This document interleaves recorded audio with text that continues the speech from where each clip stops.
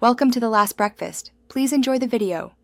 You'll start with essentials: a GitHub account, Git on your machine, and a repo. Create repository name username. GitHub, EO for a user site or any repo for project pages. Once created, clone it locally and add an index. HTML file, this becomes your home page. Commit changes with clear messages, then push to origin main or GH pages branch.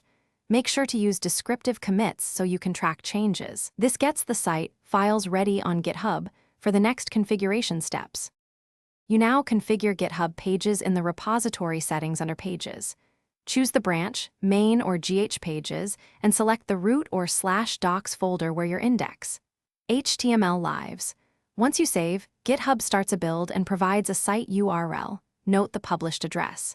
If using a static site generator like Jekyll, keep config. IML and theme files updated so builds succeed. Make sure to enable CNAME if you want a custom domain. Otherwise, your site will be available at the GitHub. Finally, deploy and verify your site. After pushing changes, wait for the build to finish and visit the GitHub pages URL.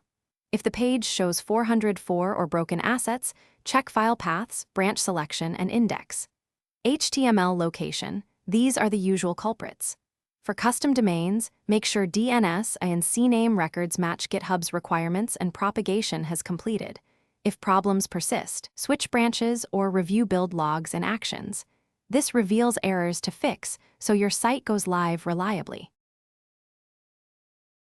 Thanks for watching. If this was helpful, leave a like and consider subscribing. See you next time.